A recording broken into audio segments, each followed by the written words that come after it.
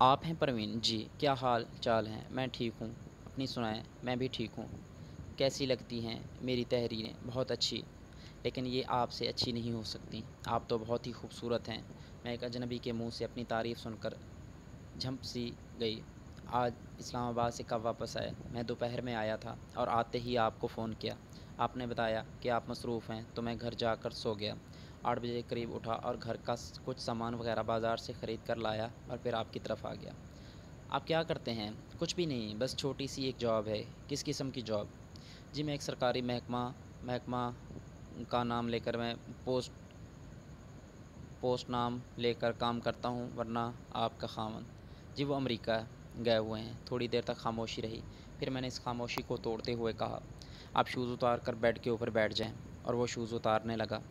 میں گلاس لے کر کچن میں چلی گئی۔ واپس آ کر اس نے کھانے کا پوچھا تو اس نے انکار کر دیا اور کہا اگر اب چائے مل جائے تو بہتر ہوگا۔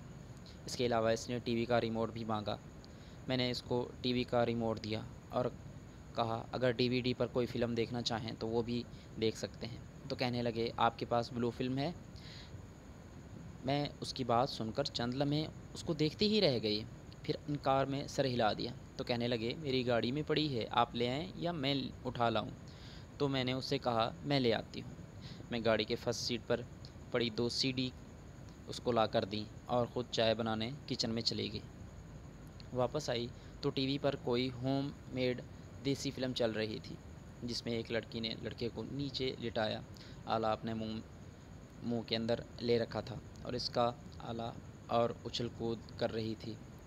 میں چائے لے کر اندر آئی تو نوجوان نے مجھ سے کپ لے کر بیڈ کی ٹیک پر رکھ دیا اور جیب سے ایک پلاسٹک کی پڑیا نکالی، جس میں سے ایک ماچس کی دیا سلائی پر لگے مسالے جتنی کوئی چیز نکال کر چائے سے پہلے منہ میں ڈالی، جس کے بارے میں مجھے بعد میں معلوم ہوا کہ یہ افیون تھی۔ پھر چائے پینے لگا۔ میں نے اس کے سامنے ہی کرسی پر بیٹھی تھی تو اس نے ہاتھ کے اشارے سے مجھے اپنے پاس بلایا اور ساتھ ہی کہنے لگا مجھے کانٹے تو نہیں لگے ہوئے؟ آپ دور ہو کر بیٹھی ہیں۔ میں شرمندہ ہو کر اٹھی اور اس کے ساتھ بیڈ پر بیٹھ گئے۔ ٹی وی پر بدسور فلم چل رہی تھی اور اب لڑکی ڈوگی سٹائل میں اور لڑکا اس کے پیچھے دھکے لگا رہا تھا اور لڑکی کے منہ سے آہ آہ آہ، اوئی میں مر گئی، اوہ اف، بس کرو کی آوازیں آ رہی تھیں، جس سے میرے جسم کا درجہ حرارت بڑھ رہا تھا، جبکہ میرے ساتھ بیٹھا شاکر نامی نوجوان میری طرف دیکھ کر ہلکا ہلکا سا مسکرا رہا تھا، جس سے میں سڑکتی جا رہی تھی۔ اس کو آئے ہوئے آدھ گھنٹے سے زیادہ کا وقت گزر چکا تھا، لیکن اس نے مجھے ٹچ بھی نہیں کیا تھا۔ میں نے کئی بار کن آنکھوں سے اس کی طرف دیکھا اور میری طرف ہی دیکھ رہا تھا۔ آخر میں نے اس سے پوچھ ہی لیا میری طرف کیا دیکھ رہے ہو؟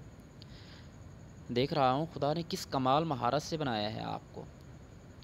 آپ کا فگر دیکھ کر حیران ہو رہا ہوں۔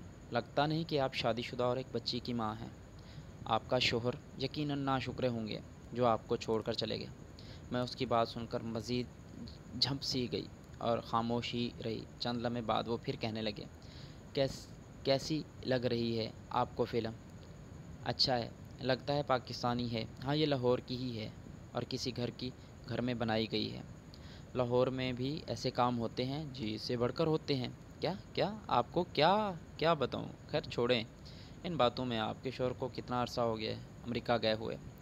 جی 9 سال کے قریب۔ اس دوران وہ پاکستان نہیں آئے؟ جی آئے تھے 1 سال پہلے 10 دن کے لیے۔ اگر آپ کو میری کہانی سننی ہے تو میرے چینل کو سبسکرائب کریں۔